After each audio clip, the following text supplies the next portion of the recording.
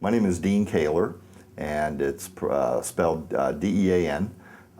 Last name is spelled K-A-H-L-E-R. And Dean, what's your connection to Kent State? I was a student here in 1970, May 4th. I was wounded. I went on then to graduate from Kent State University as well. Maybe you can describe for us your memory of the days that surrounded May 4th and May 4th. The days surrounding are really not related much to Kent State University. I wasn't here on May the 1st, the 2nd, and 3rd. I finished my classes on May the 1st, went home for the weekend, and heard about what was happening at Kent through the news media. My first encounter was hearing about it late at night or very early the next morning on Saturday, about what the events that happened here on Friday evening with the little spring riot downtown, and that's exactly how it seemed to me. It was just another spring riot on a college campus. You know, not an uncommon occurrence in any college town. To me, it was, you know, I didn't attach any political ramifications to it. There was nothing there that would lead me to believe that it was anything related to Nixon's speech the night before on Thursday. There was nothing to lead me to believe that the authorities should even overreact, but apparently they did overreact. I guess the rhetoric that the Nixon administration and Governor Rhodes running for the U.S. Senate was created a heightened atmosphere among politicians in this particular small town, so that when they saw what happened Friday night, I think they overreacted. And that's probably primarily because of the heightened, I guess to use modern term, hate speech that was being used against people who disagreed with Nixon and the war in Vietnam, and now this invasion into Cambodia. So I think that you know, that's what happened Friday night. Saturday night, a whole different story. I don't even know much about it. All accounts that I've read are that the students weren't even, 99% of them weren't even around the ROTC when it burned down, and it was mostly surrounded by law enforcement authorities. So, and I think all the reports prove that, say that the students didn't burn the building down. So, you know, even though the students get pinned with this burning of the ROTC building. Like I said, I was at home, I heard about it later on, and it was just a reaction like, well, that was kind of dumb. Why would you burn something down on your own campus?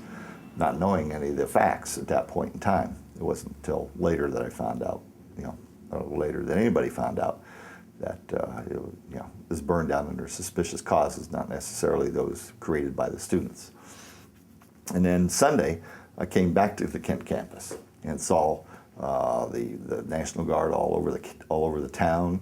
My father, being a World War II veteran and also being one who drove trucks in World War II, knew exactly what was going on. As soon as he saw the checkpoint, he told us exactly what to say and what to get out and what to have, so that whenever they asked us, he gave us the questions to how to respond and how to react to that whole situation, which we had to do 3 or 4 more times before we reached my dormitory over in Tri-Towers at Wright Hall. And so that was my introduction to what was going on at Kent when I came back here at that point in time. And then I, got to my room, said goodbye to my folks, and talked to some of my floor mates and found out what they knew about what was going on. Had a little bite to eat, and then went out to see what was going on. Took pictures of the burned out ROTC building of National Guard troops. I was looking for a friend of mine who was in the National Guard. He was, I think, 4 or 5 years older than I was. And he was not here. I found somebody that actually knew him, which is pretty amazing. And so I found out he wasn't coming till the next day sometime. In fact, he didn't really make it here at all until late Monday afternoon at some point in time. And so it was quite an interesting afternoon. Went back, had dinner, or I said I had dinner earlier, I can't remember which, but then I went out later on because I heard students were gathered over by we're going to gather over by the president's house to find out what our rights were, what our responsibilities were. Because at this point in time, everything was all rumor and conjecture. And as we as a group of students gathered and got near the president's house, we were tear gassed and chased away before we could even ask what was going on. There was no intent to hurt the president, no intent to hurt the president's house. You know, the students weren't doing anything violent. They were there primarily on a mission to find out what we could and could not do. We didn't realize the president wasn't even in town, I don't think, at that point in time. He didn't get back till later that Sunday evening. And so that was my early experiences. And later on that evening, I went down to the front campus and watched the demonstration that was sitting in the street, joined them for a few minutes. And then I realized that there were now not just one helicopter in the sky, I think there was 3 of them. And there were more National Guards surrounding us. Someone came and said on a bullhorn from the police cruiser that the mayor and the president of the university would be out to speak to the students. And at that point in time, I said, I don't like the way this looks.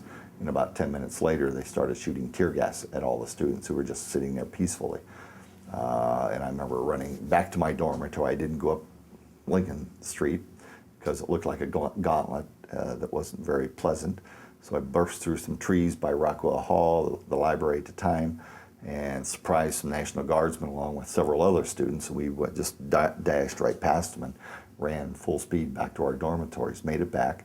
Couldn't get in because too many people were jamming all the doorways. Finally got in, went around back to the loading dock area. And then once inside, it was just chaos in the dormitory.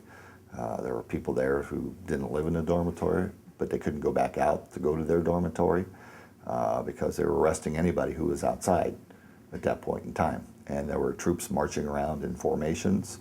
There are armored personnel carriers driving around dormitories. There are jeeps with men in them. There are helicopters buzzing around the dormitories as well. It was quite a frightening situation. And the rest of the evening was pretty chaotic. I remember going to sleep about 11 o'clock just to get out of it and saw what was happening in those days. That's basically what happened right up to Monday morning. And then what's your memory of Monday? Monday, basically, I got up. I decided not to go to classes, so I called all my professors' offices around 9 o'clock and said I wasn't coming to classes. I already missed my 7:45, and at 9 o'clock I was already missing the beginning of my next class. But I left messages with everybody. I then talked to some folks. Then we went and had lunch later on, and then we walked up as a group. There was about 4 of us on my floor. And we went over to the Commons area. There was already 1,000 or so people there. We got there, I don't know, about 11:45. There was people with a bullhorn talking about the isms of the day: communism, capitalism, socialism, fascism, sexism.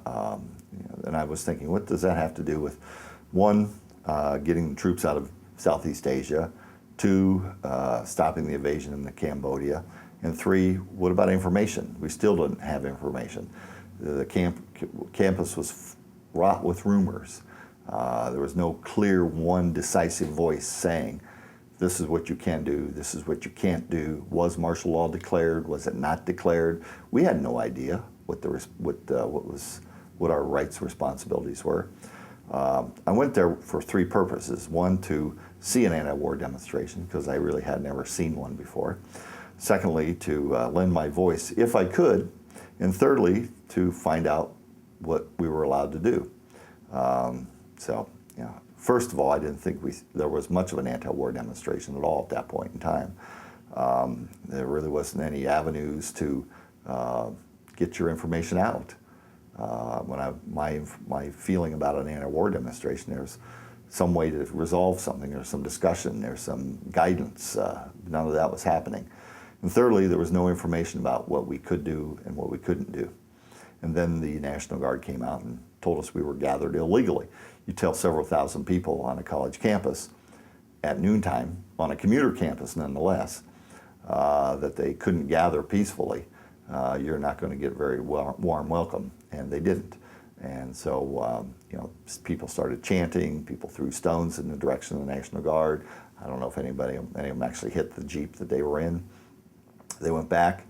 You could see that they were doing something. They came back out, read the riot act to us, and that it was greeted the same way as the announcement that we were gathered illegally on our own campus.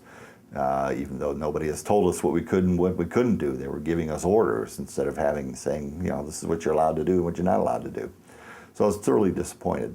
Then I saw them putting on their gas masks, loading up those things that looked like tubes on the end of a gun stock, and them forming up, and then all of a sudden, 15 or 20 tear gas canisters come flying through the air. And then, they were spewing tear gas everywhere. And the commons being like a bowl, the wind was just swirling around inside there. So it wasn't staying in one spot. I mean, it was just filling the whole bowl up. And the winds were actually picking it up, and it seemed like it was going high, going up in the air, because it was a warm day finally, after a pretty nasty spring we were having. And then everybody scattered. I went around Taylor Hall by the pagoda, down the hill, and into another parking lot clear on the other side of the Prentice Hall parking lot across, I think it's Midway Drive. And at that point in time, I cleared my face from the tear gas with a wet handkerchief that I brought along, picked up some gravel in my hand, flung it underhand in the direction of the National Guard, actually hit some students who were in front of me. The National Guard at this point were probably 150 yards away from me, a football field and a half away from me. And so there was no real intent to hit anybody, but I did hit somebody and hit the students. They turned around and gave me the finger and swore at me. And then I saw them kneel down and point their weapons, not necessarily at me, but in the direction of Dunbar Hall, which is across the street from Prentice, and towards Prentice as well. And I got behind this pile of gravel because the parking lot I was in was being used as a collection point for the construction of the library, which was now just about finished, and the new student center which was being built. So it was piles of gravel everywhere right there. And so I got behind it and I looked over that, and they were still sitting there pointing their weapons. Then they got up and they huddled together, and I thought, well, this is curious. Then I saw them start to walk up the hill. So I sort of followed along behind them, staying a nice safe distance, I thought. Being a farm boy, when you see somebody with a weapon, you have to assume one thing, and that is that the weapon is loaded. First law they teach you, or the first rule they teach you in gun safety courses, is the only time you can assume safely is when you see a weapon, because you have to always assume it's loaded until you check it personally and clear the breach. Then you know it's empty. But the only time to really assume anything is when you see a weapon. So I knew that the weapons were loaded. I mean, that was just fact number one about any weapon. And so when they marched up the hill, I was sort of plodding along behind them. I'd gone onto the practice football field and veered to my left a little bit because I didn't want to be right in front of them, and I didn't want to be close to them. I thought 100 yards was a good safe distance. Being an athlete, I knew what 100 yards looked like. And when I saw them reach the top of the hill, they just wheeled around, lowered their weapons in one smooth motion, and started firing. And I thought, oh my God, they're going to shoot at us. And they were shooting at us, and I jumped on the ground, covered my head, and I could hear bullets hitting the ground around me. And I'm thinking, why are they shooting at me? I wasn't even close to them. I'm off to their right if you look at where they are, where I am. And they were, I thought I was not, it shouldn't have been in their line of any fire at all. And then I got hit. The bullets were still hitting the ground around me. And I was praying I wouldn't get hit again, because it's a pretty terrifying feeling to have rounds hitting the ground right around your head and your body and not being able to do anything about it. And it was just very scary, very scary. I was probably the most frightened I've been in my life. And then the shooting stopped, and I thought, oh my God, I didn't get hit again. And then someone came to me, asked me who I was, and I gave them my parents' phone numbers, and they were able to reach my parents by telephone before they turned their phones off on campus. So, and then they eventually came and picked us up. But while I was lying there on the ground, Another frightening experience was seeing the faces of the students who were looking down at me from the fact that I couldn't get up. I knew there were probably other people who were shot. And I mean, the terror, the look of terror and fright in the students' faces was just unbelievable, something I will never forget. And then they finally came and got me and took me away. And the rest is history, so to speak, at that point. How long were you lying there before the ambulance came for you? I would say probably 15 or 20 minutes. It seemed like an inordinate amount of time because you could see there were ambulances over there where the National Guard were originally huddled around over by the burned out OTC building. So at least one anyway. And but apparently from what I've heard since then is that the people on the hill basically forgot to go down and say we shot people until a few minutes later, about 5 minutes after the shootings. Someone actually went down and told them there's people up there who were shot. And so it took a while to get them there, but I would say 15 or 20 minutes. And what was the extent of your injury? I had pretty serious injuries. The bullet entered me in the back just below the shoulder blade, about in the middle of the shoulder blade. It punctured my lung. It put holes in my diaphragm and shattered 3 vertebrae, thoracic 9, 10, and 11. So my disability is basically T9 or thoracic 9 as a spinal cord injury person. Technically what you call a paraplegic. And so they operated on me. They cut me open from just below the armpit, across the chest, down the stomach to this far below the navel, broke 3 of my ribs, propped them open, reached inside and took out a lobe on my left lung, sewed up my diaphragm, searched around in there for shrapnel, and not for shrapnel, but to see if any other organs were damaged. And then they sewed me up very quickly using silk and not that dissolvable stuff, because I bled internally. I did not bleed externally at all, which allowed me to stay alert and aware of everything. And so I was real fortunate that it didn't hit any major organs like kidneys or livers or those kinds of things, or my heart, which is real fortunate. And so so they put me back together as fast as they could and put me into an induced coma until I woke up started waking up on Thursday. You don't wake up from something like that, just like that. It takes a while. And by Friday, I was actually, alert and awake. So that's basically the extent of my injuries. When did you realize that you lost the use of your legs? I knew immediately. We were studying central nervous system in mammals as part of one of the units we were studying in zoology class. So I knew immediately that I had a spinal cord injury, but I also had tremendous first aid training as a youngster in the Boy Scouts. And I knew I had sustained a back injury and thus probably a spinal cord injury. Put those 2 bits of information that I had gained in my past experiences, I knew then.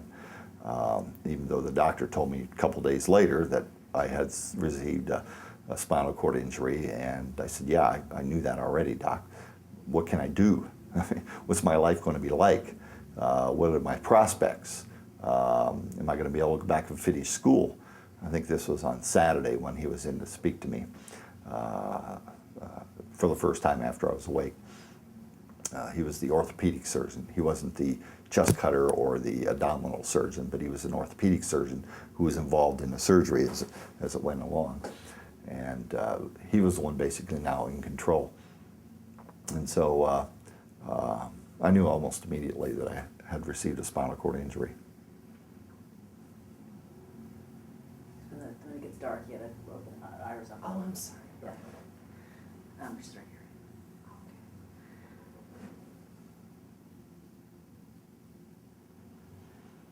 And when do you think you realized how that would impact your life? Well, I had a great talk with the surgeon. He was sort of him-hauling around and not giving me the straight scoop. And I said, Doc, I'm going to have to get rid of you if you don't tell me the truth. I want to know the full extent of what I can and what I can't do. And he then finally basically told me what my life was going to be like. But he says, I only can give you a rough outline. it's up to you to make your life into something, or you can do nothing. He said you got various avenues you can go. You can do nothing and be a ward of the state and never have any experiences in your life. You can do nothing and become an alcoholic or a drug addict and probably die at a young age. Or you can take your life and move forward with it, finish your education, and experience life to the fullest that you can. And so it really wasn't hard to figure out which choice I was going to make. And I think I've done the third one and made the best of my life as I could. What was it like for you going back to the Kent campus and resuming your studies? Well, it was weird at first. I remember going back in September, early October, I forget when it was. They had a memorial. They came and picked me up at the hospital. I was already allowed to be out to visit at that point in time. And I came down and spoke, and yeah, that was pretty moving, pretty touching to be involved in that whole process. And but when I resumed classes was in January of 1971, so I only missed the fall quarter. I was just released a week or two later from the hospital, middle of October, end of October. I can't remember exactly the date, but when I resumed, I mean, it was still tense around the Kent campus. There was worries about the Kent State University being closed.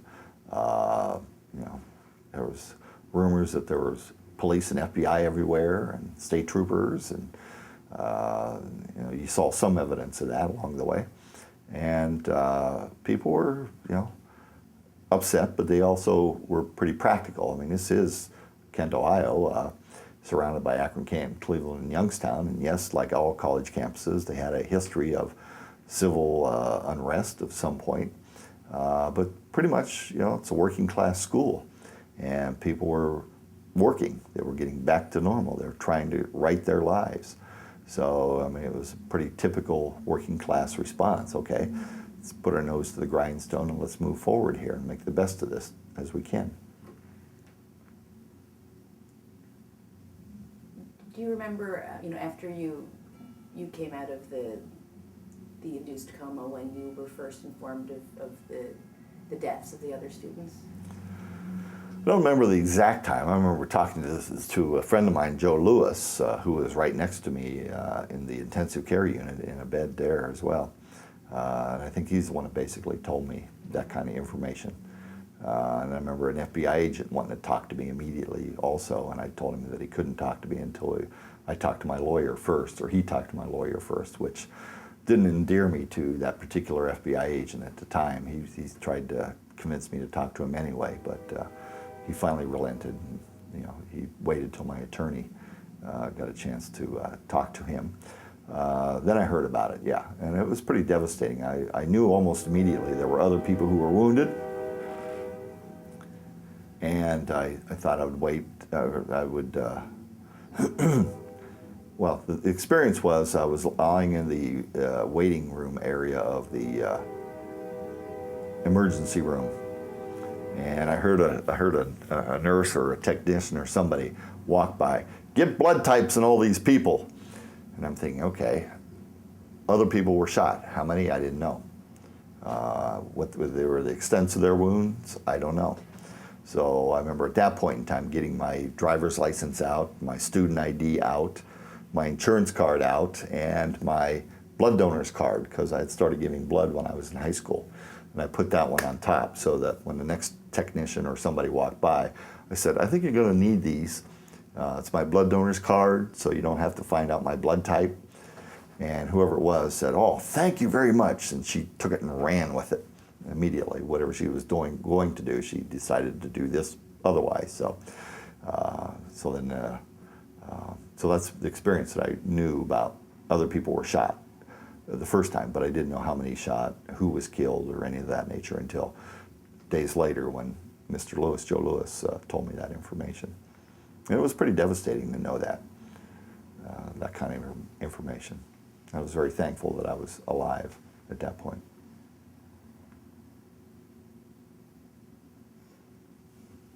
What did it mean to you to be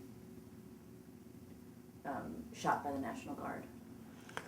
Well, it really was devastating because, as kids, we're all told, and as young adults, we expect our law enforcement authorities to protect us. And to have a symbol of our federal government not protect me, but turn against me and shoot me, that really made me angry. It made me want to find out some way that we can stop that from happening. I didn't think the federal government had the right to do that, but it wasn't the federal government, it was the state of Ohio, but using the National Guard, which the federal government can call up at any one time. They were also using the same weapon that my father used in World War II, which thoroughly devastated him in his reaction to the whole process. So, you know, knowing that the authorities shot me, I knew that there was something wrong there, and this thing shouldn't happen. I was naive, like most white American middle class, working class people. I think those of us who were students on that campus, we expected the National Guard to protect us. We didn't expect them to shoot us. So it was hard to deal with. And how do you think your experience on that day changed you as a person? Well, I did a lot of growing up immediately. It made me want to learn more about our federal and state systems, and local systems as well, government systems. And I became very involved in government, even though I grew up in a mixed marriage. My mother was Republican, my father was Democratic. And so we were always aware as kids, and we were like most families in the 50s and 60s. At supper time, we sat around and talked about the issues of the day. We talked about family life. We talked about problems that we were having. You know, we planned our vacations, that sort of stuff at the dinner table. We all ate at the same time. And so it was, you know, interesting that now I'm going to have to go through a process where I'm going to learn even more about the federal system and the state system and the local system and do whatever I can. So it changed me a lot. I became very involved in political campaigns. I ran for office and was elected twice and worked for several attorneys general of the state of Ohio and a secretary of state of Ohio as well, and continue to speak out on issues of political importance, whether they be state, local, or national, and involved in, you know, lobbying my congressmen and my senators.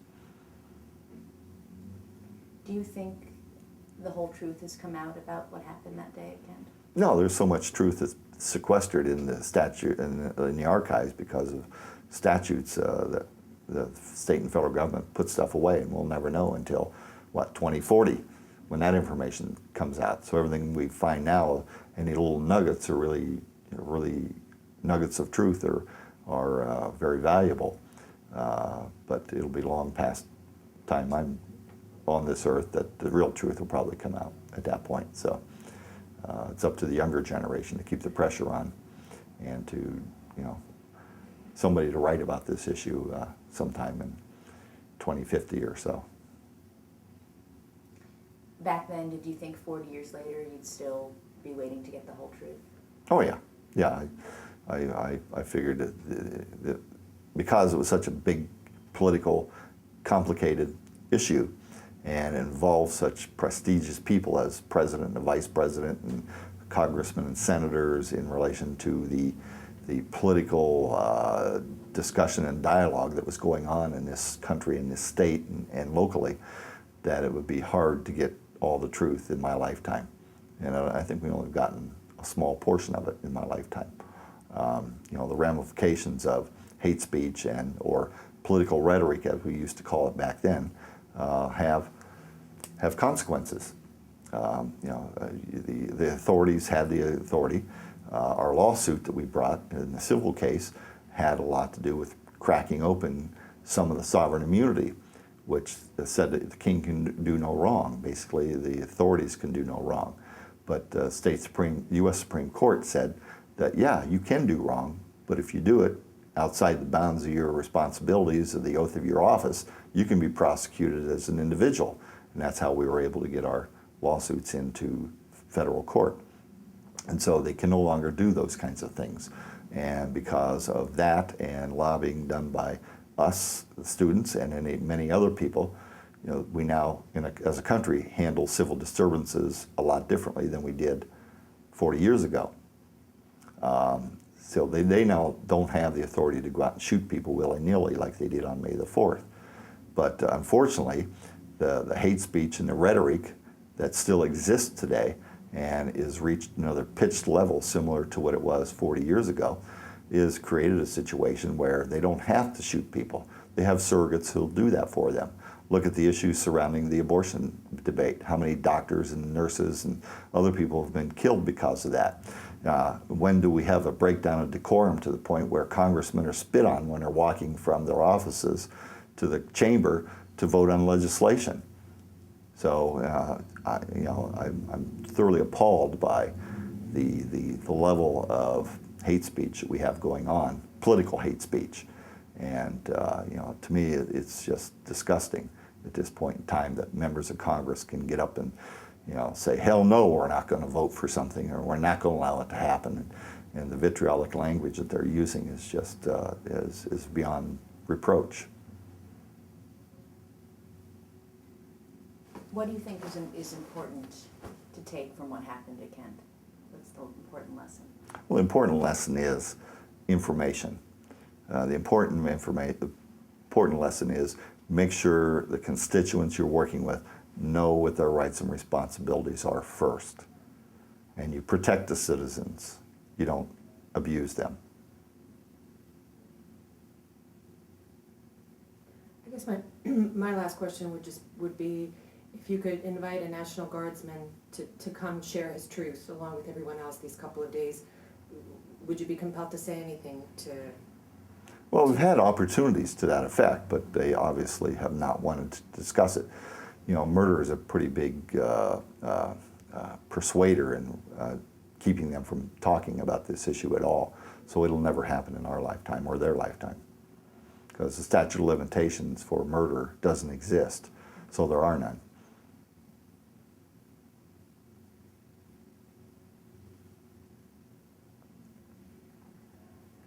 Okay, thank you so much for sharing your story with us. You're welcome. You're welcome.